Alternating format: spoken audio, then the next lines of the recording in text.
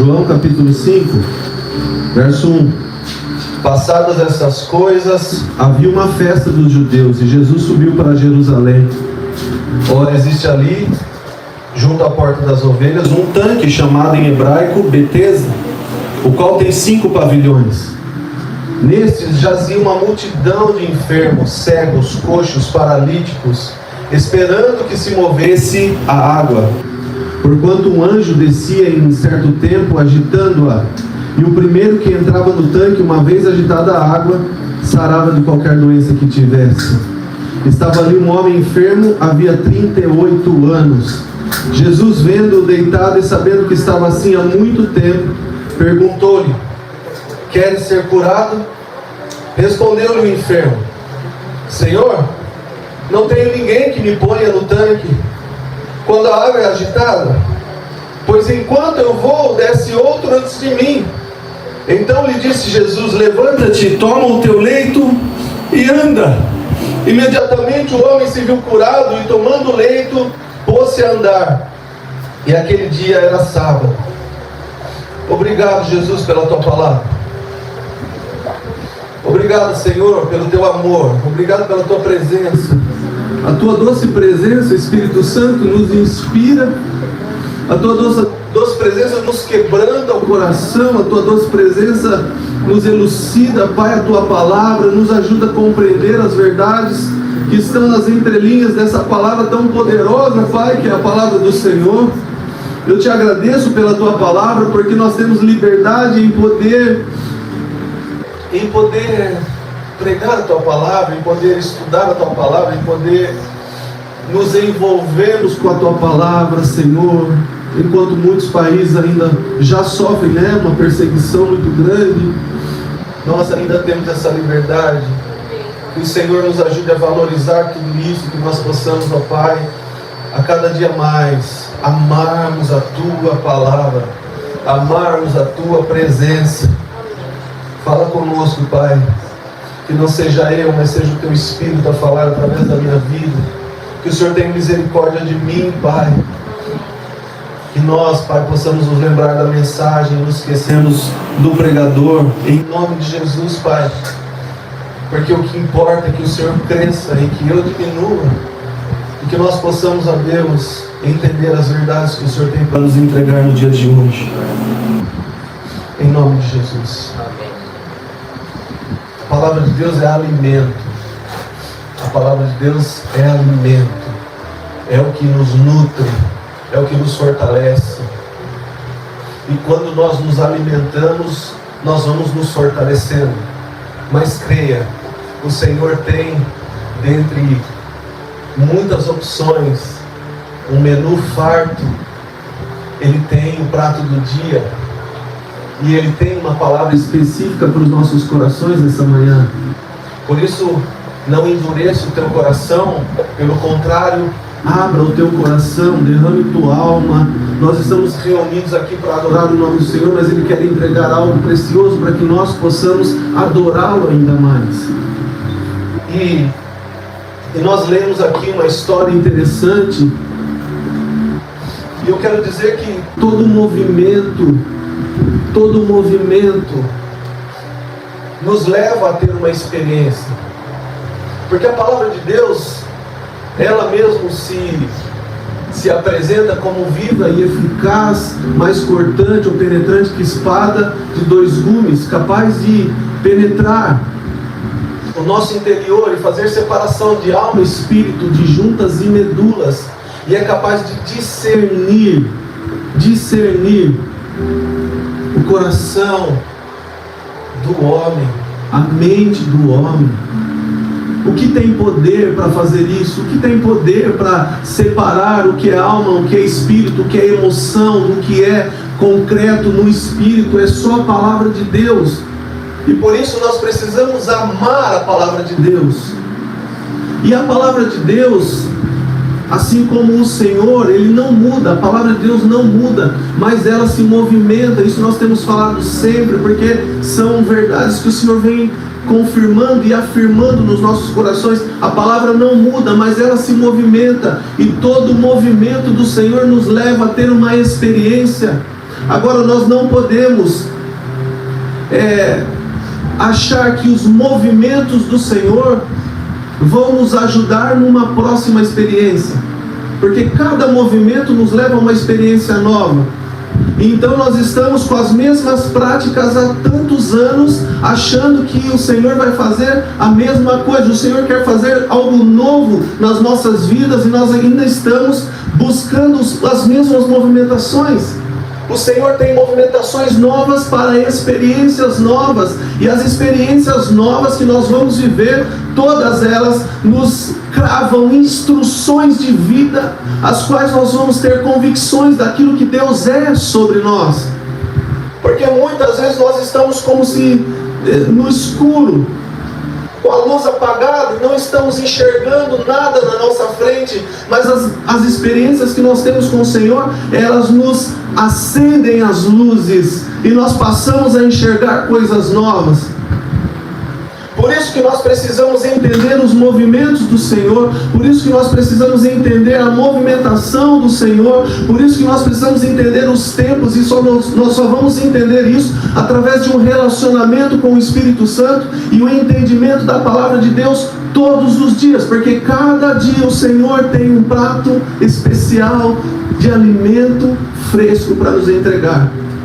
O maná de hoje não serve para amanhã, e o maná de ontem não serve também para hoje. É hoje que Ele quer entregar algo novo, uma movimentação que vai nos levar a uma nova experiência. As movimentações são para um tempo, e elas completam ciclos na nossa vida. Ou seja, as movimentações têm data de vencimento. Tem data de vencimento. Em um determinado momento, que eu passei por uma dificuldade grande, eu fiz um propósito e fiz um jejum e orei de uma maneira, e estava lá naquele propósito porque foi a direção do próprio Deus para que eu fizesse aquilo. Mas eu vejo que hoje, para alcançar níveis ainda maiores no reino do Espírito, e subir de nível no reino do Espírito é descendo, eu preciso me movimentar de uma forma diferente. Não que eu não vá mais jejuar, mas um jejum que eu fazia antes já não serve mais para hoje. Eu preciso entender que há uma necessidade de crescimento, uma necessidade de amadurecimento, uma necessidade de uma confirmação e um compromisso a cada dia maiores com o Senhor e com aquilo que a palavra do Senhor nos apresenta. Então toda a movimentação nos leva a viver uma experiência. E quando Deus nos propõe uma mudança, quando Deus nos propõe um avanço, um crescimento espiritual, alcançar maturidade, Ele sempre vai trabalhar com uma coisa chamada limite. Por quê? Porque não tem como o Senhor nos esticar se nós estivermos frouxos. Nós precisamos estar no nosso limite, para que o Senhor possa nos aprovar e nos promover para o próximo nível. E limite, trabalhar com limite é uma forma que o Senhor tem de trabalhar com algo que nos causa dor, que nos causa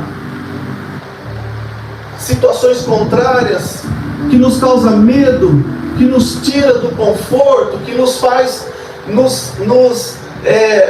mexermos e nos remexermos.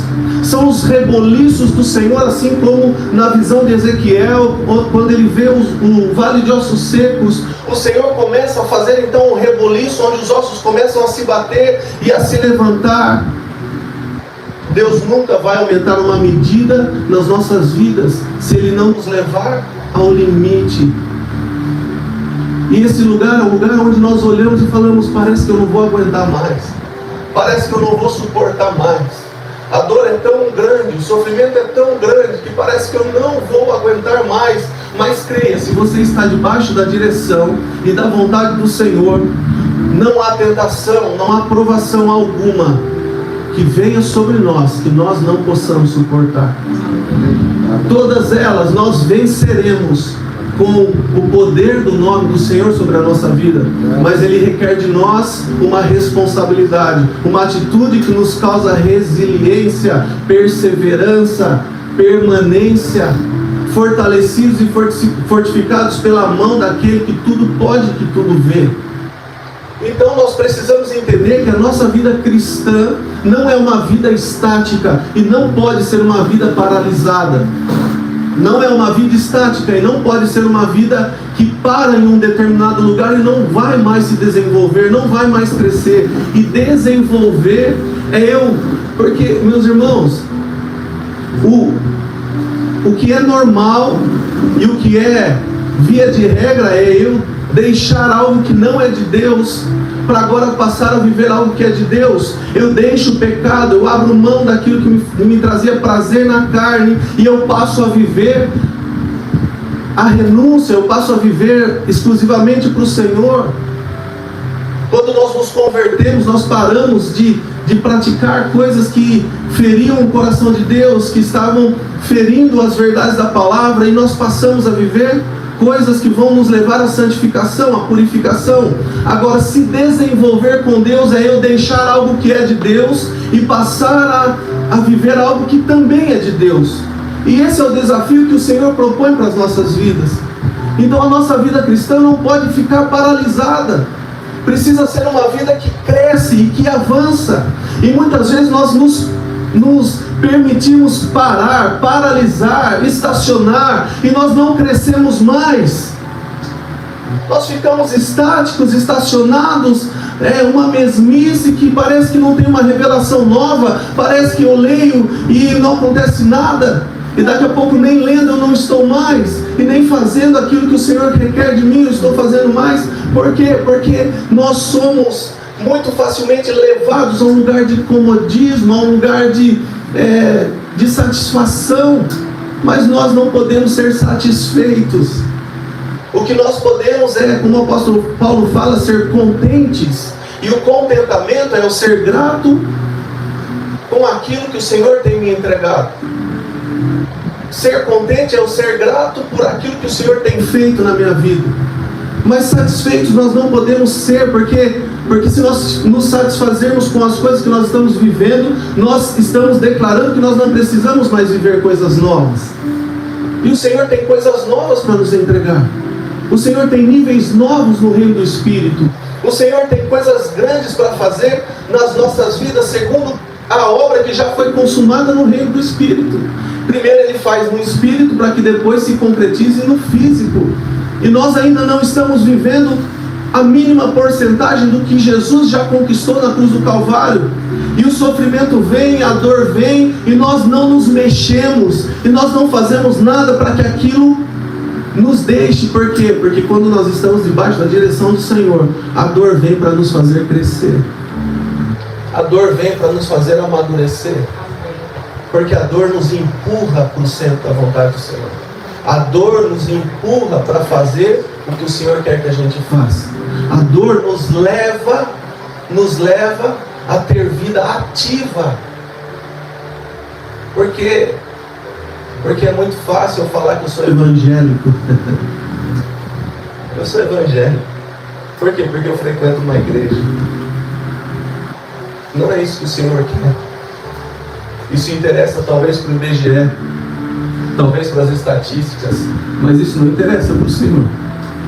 O Senhor quer cristãos autênticos, que não se acomodam, que não se satisfazem, que não estão interessados em ficar parados, mas querem crescer a cada dia mais. E crescer no Senhor não é aparecer. Crescer no Senhor não é ser melhor que o outro. Crescer no Senhor não é fazer igual os judeus que estavam lá em João 8,33. Responderam-lhe: somos descendência de Abraão e nunca servimos a ninguém. Como dizes tu, sereis livres? Porque antes, no 32, ele fala: conhecereis a verdade vos libertará. E eles respondem: nós somos filhos de Abraão, nós nunca servimos a ninguém. Como você está falando assim? Como você ousa falar sereis livres?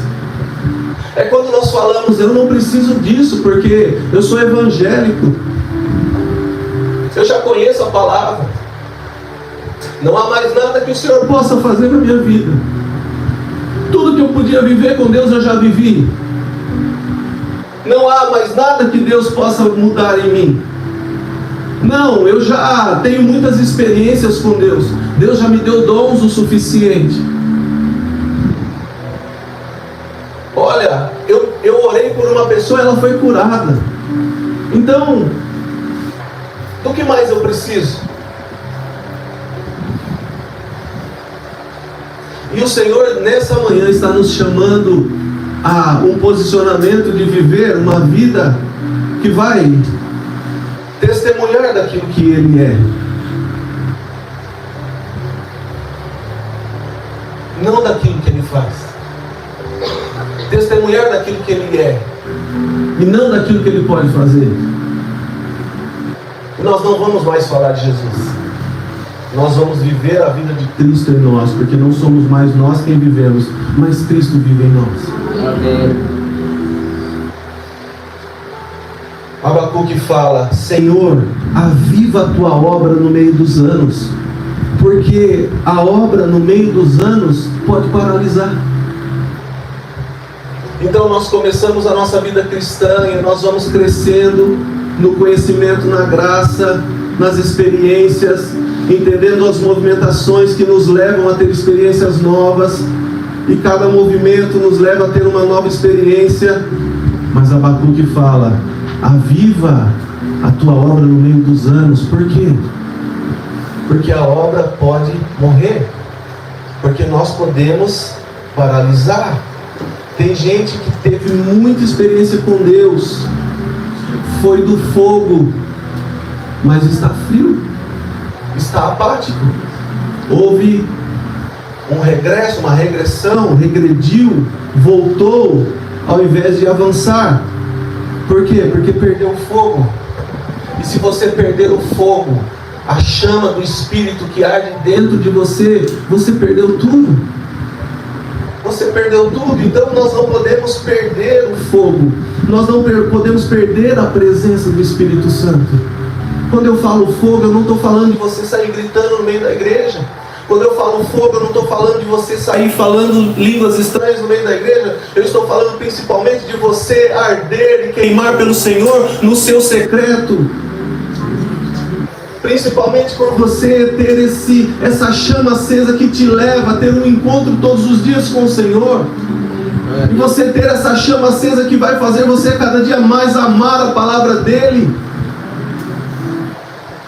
O fogo não pode apagar, porque uma lenha sem fogo é uma teologia sem vida. Uma lenha sem fogo é uma teologia sem vida. Então nós não podemos perder o fogo. A sarça ardente não precisava de teologia, ela não precisava de pregação, ela não precisava de esboço, ela só precisava queimar. Ela só precisava queimar.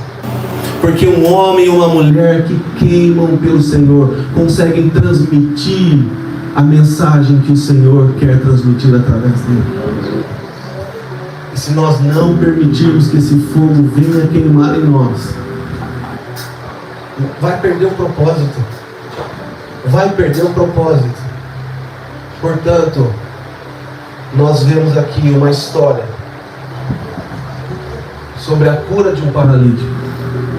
Meus irmãos, essa história tem muitas coisas. Tem muitas coisas que a gente poderia ver. Mas sabe o que me chamou a atenção? É que Jesus, vendo deitado e sabendo que estava assim há muito tempo, perguntou-lhe: queres ser curado? Ah, mas que pergunta, Jesus! Que pergunta! É como quando Jesus chegava na frente de um cego e falava: o que queres que eu te faça? E por quê? Porque sempre que Deus faz uma pergunta, Ele quer falar sobre algo que nós achamos ou pensamos que sabemos, mas nós não sabemos. Nós achamos que sabemos, mas nós não sabemos. Por isso que o Senhor faz perguntas.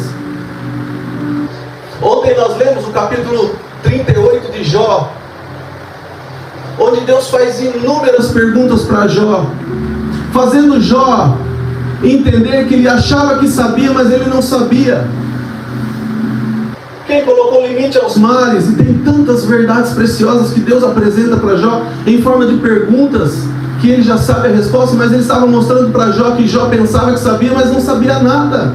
Por quê? Porque Ele é soberano, nós somos dependentes dEle, e a revelação diária da palavra dEle chega, porque nós precisamos saber verdades novas a respeito do reino do Espírito. Nós não podemos achar que ou pensar que nós sabemos tudo. E tem coisas que a gente pensa que sabe, mas a gente não sabe. Mas a gente não sabe. E aí a gente, os que têm filhos, olham para as crianças e falam: você sabe o que você está fazendo? Por que o pai e a mãe perguntam: você sabe o que você está fazendo? Para mostrar para a criança que ele pensa que sabe o que está fazendo, mas ele não sabe o que está fazendo. E o Deus que é Pai, Ele pergunta para mim e para você nessa manhã: você sabe o que você está fazendo? Porque muitas vezes nós pensamos que sabemos, e achamos que temos o domínio, e achamos que tudo está nas nossas mãos. Ah, meus irmãos, quão pequenos nós somos, e que nós venhamos a reconhecer a dependência que temos do Deus Todo-Poderoso. Quando Paulo ele escreve aos Efésios, no capítulo 6, ele fala sobre as armaduras de Deus. E ele começa a falar, e ele fala então do capacete da salvação. Por quê? Porque todo mundo tem um capacete. Todo mundo tem um capacete da salvação. Quando Paulo fala revestivos de toda a armadura, ele está falando no grego de uma palavra que vai falar para você tirar as suas vestes e colocar vestes novas. Então ele fala: tira o seu capacete e coloca o meu capacete. Porque o seu capacete da salvação pode ser o dinheiro que você tem na sua conta bancária. A sua salvação pode ser o seu amigo que tem posses e que tem bens e que pode te ajudar. A sua salvação pode ser o seu intelecto, as suas formações. A sua salvação pode ser a sua herança. A sua salvação pode ser tantas coisas que você acha que vai te salvar. Mas Deus ele fala: troca essa sua salvação de latão e coloca o capacete que é meu, que vai te dar a salvação. Por quê? Porque quando nós colocamos o capacete da salvação do Senhor, a nossa mente começa a ser transformada nele. E a gente passa a enxergar coisas que antes nós não enxergávamos. Passamos a ver coisas que antes nós não víamos. E passamos a viver verdades que antes nós não entendíamos. Romanos capítulo 12: não vos conformeis com esse mundo, mas transformai-vos pela renovação do vosso entendimento. Transformação do vosso entendimento. Todas as coisas começam no campo da mente, e nós precisamos entender que aquilo que nós pensamos desce para o coração, e nós verbalizamos, nós falamos. E a transformação de mente vai nos levar a viver a boa, perfeita e agradável vontade de Deus. Amém.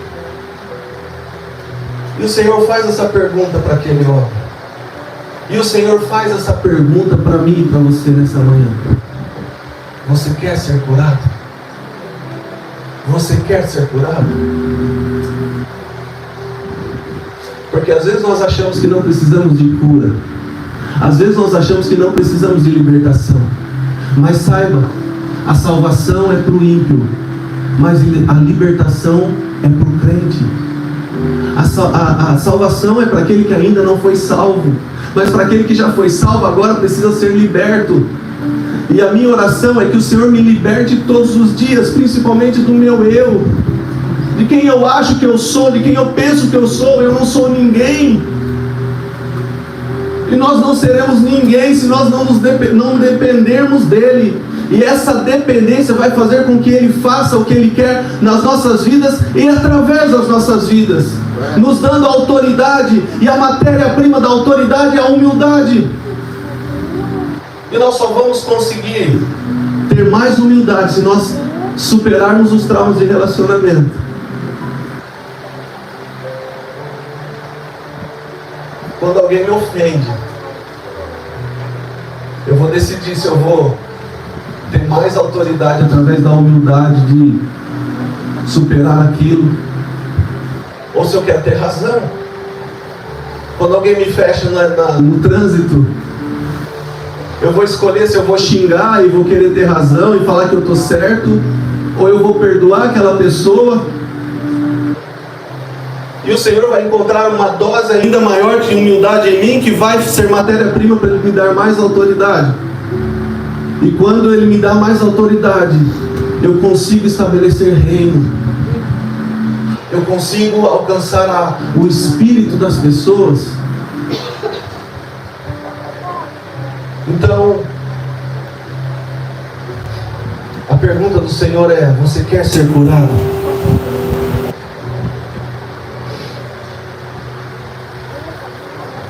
Em 1 Coríntios capítulo 3, verso 16, diz o seguinte: não sabeis vós que sois o templo de Deus e que o Espírito de Deus habita em vós? E aí você fala: eu sei que eu sou o templo do Espírito Santo. Eu sei que eu sou o templo de Deus e que o Espírito de Deus habita em mim. Eu sei, eu sou de fato. Agora, se você sabe, por que você age como se não fosse esse templo? Se você sabe que é templo do Espírito, por que você age como se você não fosse? Porque se o que te pode fazer feliz está do lado de dentro, habitando em você, por que você está procurando do lado de fora? Se o que te faz feliz, que é o Espírito de Deus que habita em nós, está dentro, por que nós estamos procurando do lado de fora? E nós procuramos e criamos artimanhas e criamos estratégias e fazemos coisas para poder suprir necessidades que nós temos na nossa alma, que só o Espírito Santo que habita em nós pode suprir. E nós estamos procurando fora aquilo que dentro já nos supre, aquilo que dentro nós já temos. Nós não agimos como aqueles que carregam a presença do Espírito de Deus, nós agimos como aqueles que não conhecem e não têm experiências com o Espírito de Deus. Por isso que o Senhor requer de nós hoje um posicionamento muito mais do que falar que eu sou crente, que eu sou cristão e que eu vou numa igreja. Um posicionamento daqueles que vivem o Evangelho genuíno na prática, levando as verdades da palavra àqueles que estão sofrendo. Agora, como eu posso levar uma boa notícia ao que está sofrendo se eu ainda não fui curado? É doente cuidando de doente. Mas Jesus pode nos curar. Jesus pode nos curar.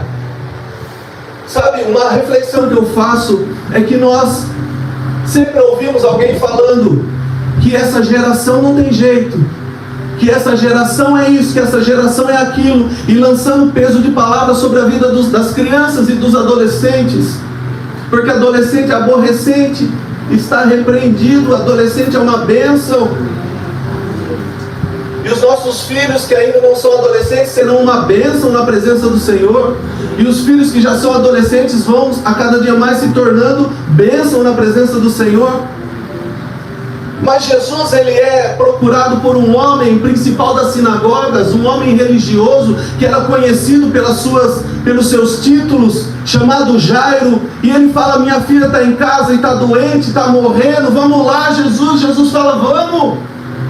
E no meio do caminho a multidão o apertava, diz a palavra, e ele é tocado de uma maneira diferente, e ele fala: opa, alguém me tocou. Mestre, como assim alguém te tocou? Tem uma multidão te apertando, é óbvio que alguém te tocou. E ele fala: alguém me tocou diferente, porque de mim saiu poder, de mim saiu virtude. Então ele procura aquela mulher e ele olha e ele fala: filha, a tua fé te salvou, a tua fé te curou. E ela fala: fazia 12 anos, a palavra fala que fazia 12 anos que aquela mulher tinha aquele sangramento, aquela hemorragia, a mulher que tinha fluxo de sangue. E então, depois de Jesus operar a cura na vida daquela mulher, ele segue até a casa de Jairo, e ele chega na casa de Jairo e vê a menina deitada, morta, e ele fala: Talita cumi, levanta, levanta, e ela volta à vida. E ela tinha 12 anos. E o que eu aprendo com isso? Eu aprendo que quando a mulher começou a ter o fluxo de sangue, a menina nasceu. Ou seja, para que a próxima geração seja ressuscitada, para que a próxima geração seja sarada, para que a próxima geração não morra, para que nós possamos cuidar da próxima geração. A geração anterior precisa ser curada, e nós estamos apontando o dedo para os nossos filhos, para os nossos adolescentes, e nós estamos amaldiçoando a vida deles, falando que eles não têm jeito, mas nós nos esquecemos que quem precisa de cura somos nós. Quem precisa de cura somos nós. Quem precisa transferir paternidade para os filhos são os pais. Quem precisa transferir maternidade para os filhos são as mães. E a gente joga um caminhão de responsabilidade na vida das crianças, que a gente acha que tem maturidade, se nem nós temos maturidade, quanto mais as crianças. Porque a criança aprendeu uma palavra nova na escola e chega falando de uma forma diferente, a gente acha que ela tem maturidade. É uma criança que precisa dos nossos cuidados. Que a gente não permita que a próxima geração fique na cama, mas que a gente possa permitir que Ele nos cure, para que a próxima geração possa ser curada. Você quer ser curado? Porque a gente vai servindo a Deus, mas tem áreas da nossa vida que vão ficando para trás, são deixadas de lado, não evoluem, não saem do lugar, são ciclos de derrota, áreas da nossa vida que os ciclos vão se repetindo, Chega uma hora que a gente aceita Jesus, quer viver para Jesus, ama Jesus, está com Jesus, mas naquela área tem uma bandeira de desistência fincada.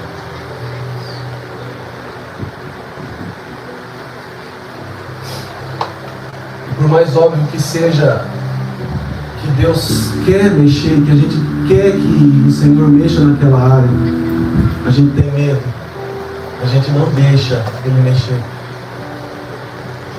Sabe quando a criança chega e fala: eu ralei o joelho, então vem aqui, vou passar um remédio, mas vai arder?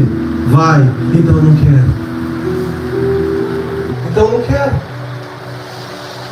A gente pega de volta aquilo que Jesus já levou na cruz. Quando a gente fala: a minha bronquite, o meu câncer, a minha dor de cabeça, a minha enxaqueca, a gente começa a pegar de volta e tomar posse. Não é sua. Mude as suas palavras. Eu estou com uma enxaqueca, eu estou passando por um processo de cura do câncer, eu estou passando, isso não é meu, Jesus já levou na cruz, eu quero ser curado. Jesus já levou na cruz. Tem gente que vive a vida inteira com dor na coluna e já adotou a dor na coluna. E por que você não foi naquele evento que a gente fez? Ah, minha dor na coluna não me deixa. Jesus já te curou e você está pegando tudo de volta. A gente precisa se posicionar. Você quer ser curado? A pior de todas as prisões é aquela que nós não sentimos mais o peso das algemas. A pior de todas as prisões é aquela que nós não sentimos mais o peso das algemas. Aquilo já não comunica mais uma prisão para mim. Se tornou uma coisa normal. Se tornou uma coisa que faz parte da minha vida. Então, nós precisamos nos revoltar. Nos revoltar, no bom sentido da palavra. Não sei se eu posso falar isso. Mas nos revoltar de uma forma que vai nos levar a renunciar àquilo que não é nosso.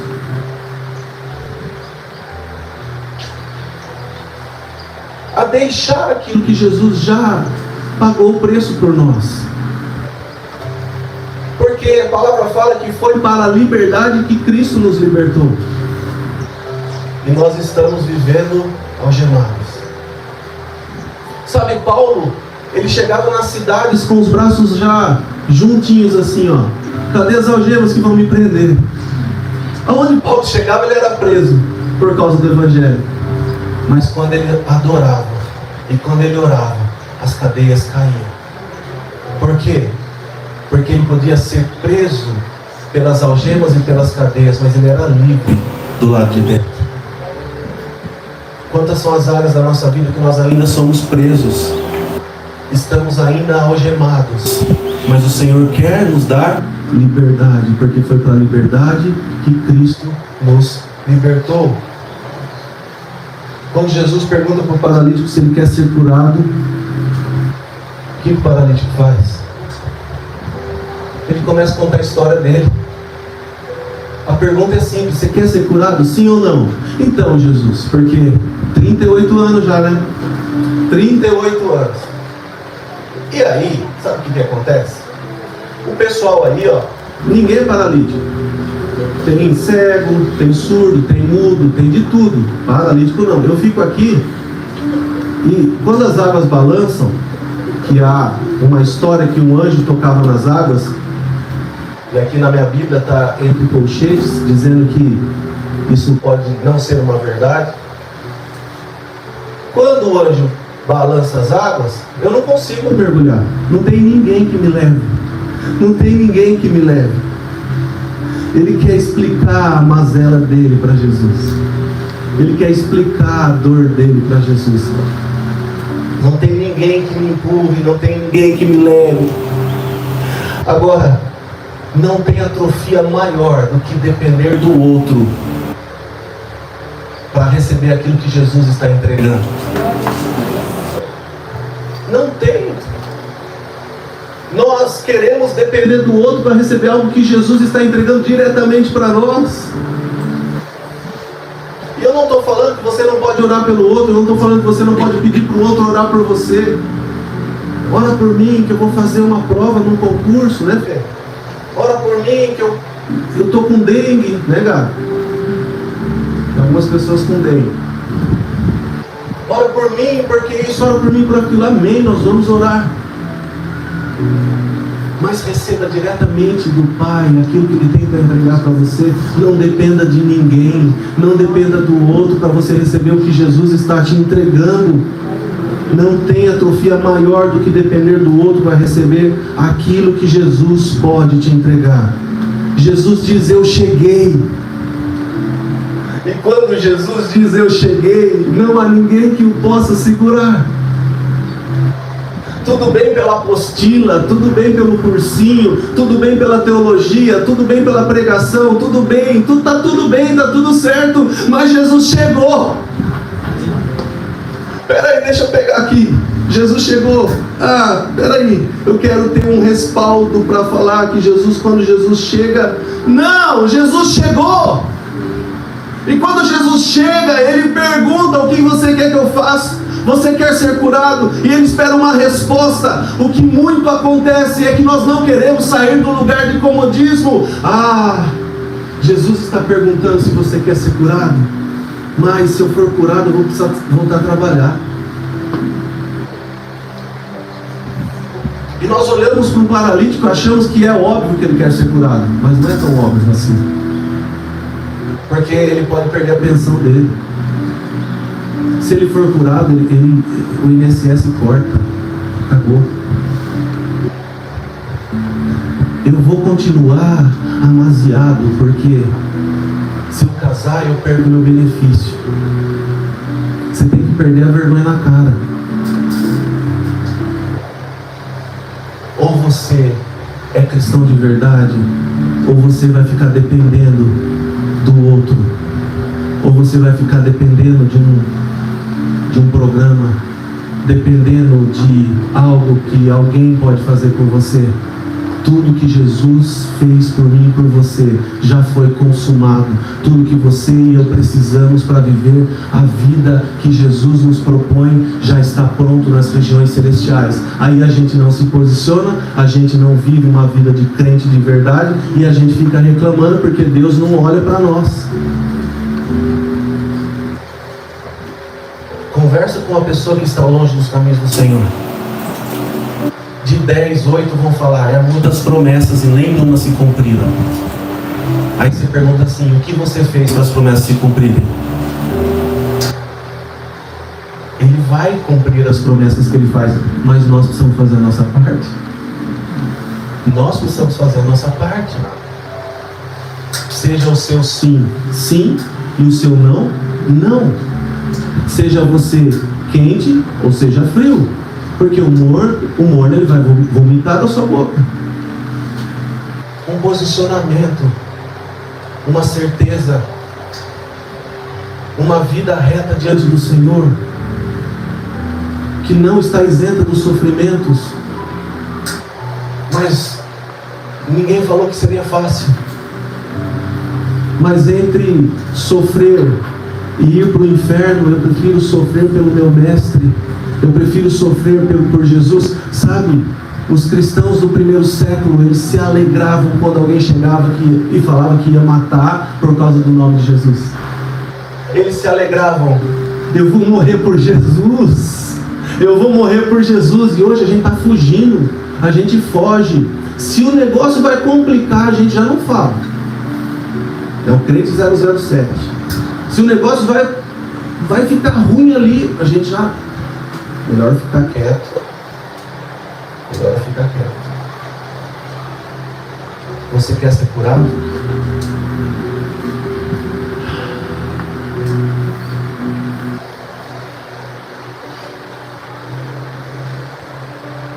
Semana passada eu falei, pensando naquela passagem que é a pesca maravilhosa, né? Então, a ordem de Jesus foi: vai para o profundo e lança suas redes. E quando ele lança as redes, ele tira as redes estão cheias, de forma que a rede começa a rasgar e o barco começa a afundar. Jesus quer nos libertar, Jesus quer nos curar, mas Jesus também quer nos entregar uma pesca maravilhosa. Agora, se for para o nosso barco afundar, para a nossa rede rasgar, Ele não vai entregar. O que isso quer dizer? Quer dizer que a gente tem que lavar as redes e preparar o barco. Nós temos que estar prontos para aquilo que o Senhor vai fazer.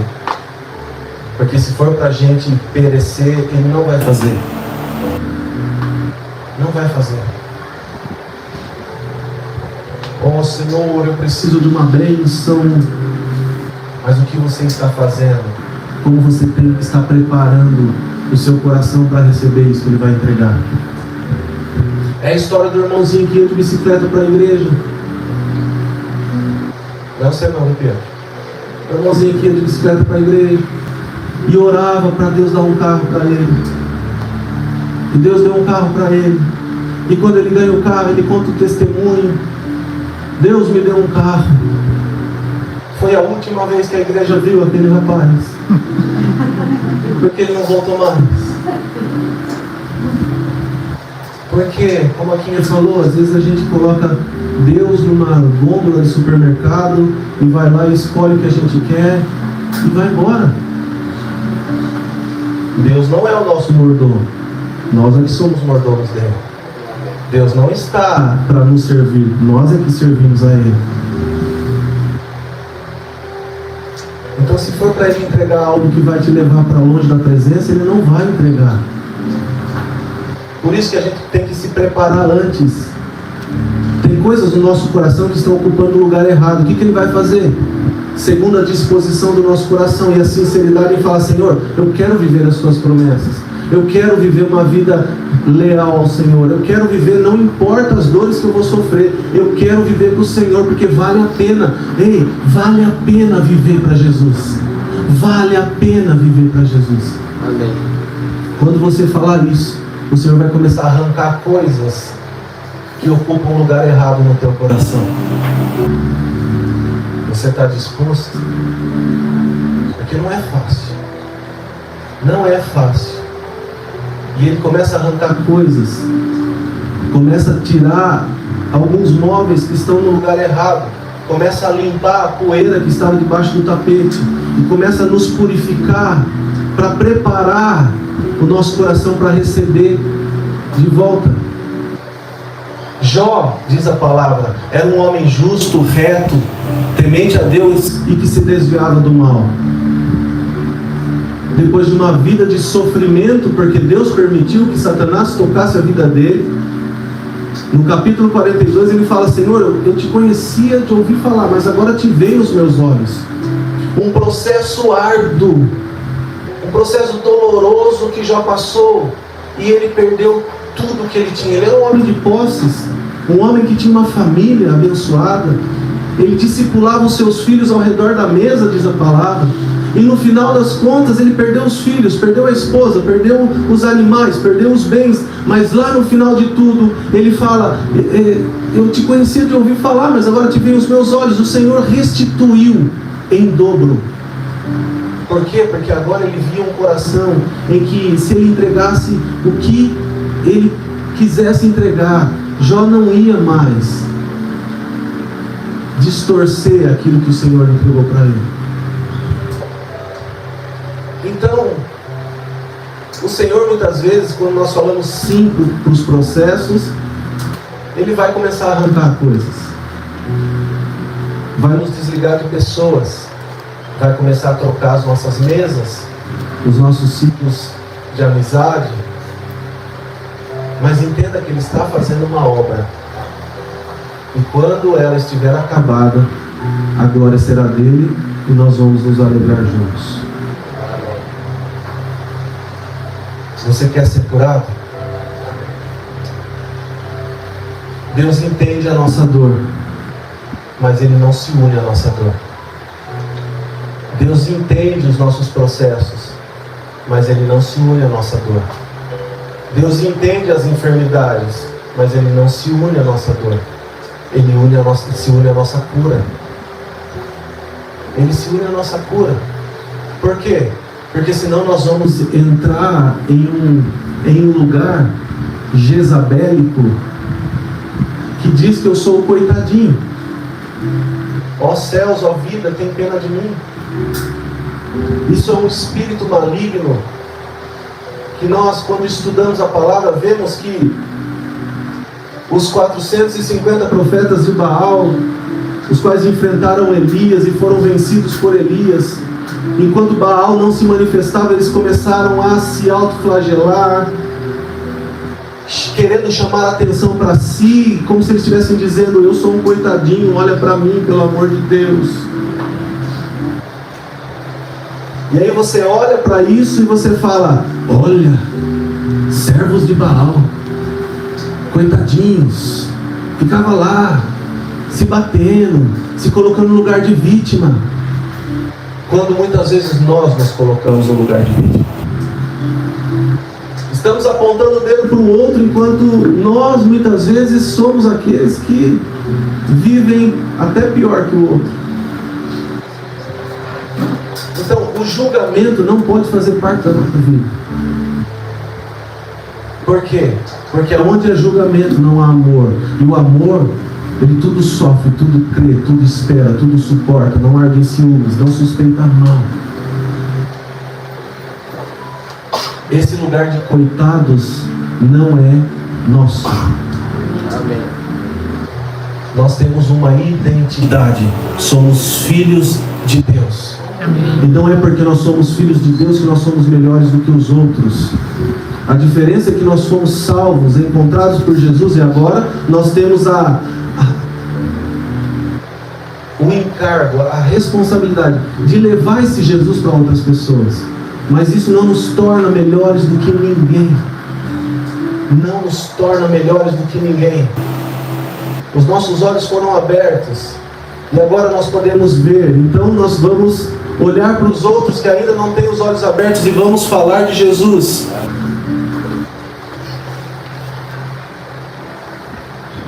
O Senhor quer nos curar nessa manhã.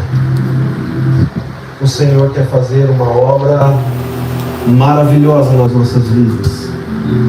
O Senhor quer derramar sobre nós algo novo, o qual nós nunca experimentamos. E Ele nos chamou nessa manhã Eu não acredito em coincidência. Eu não acredito em coincidência. Eu acredito em propósito. Deus não faz as coisas aleatoriamente, Ele faz com propósito. E se você está aqui nessa manhã, recebendo o alimento, o prato do dia, aquilo que Ele tinha preparado para você receber, você não está ouvindo essas verdades por acaso. Alguma porção da palavra o Senhor entregou diretamente para você. Então, que você leve essa palavra para sua casa e rumine esse alimento. Mastigue. Faça uma boa digestão. E entenda o que o Senhor está requerendo de mim e de você nessa manhã. Porque sim, nós queremos ser curados. Mas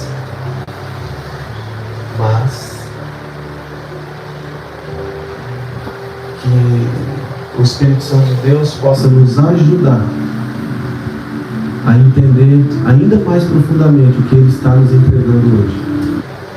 Que nós possamos avançar para a glória do Pai, para a glória do Filho e para a glória do Espírito Santo de Deus.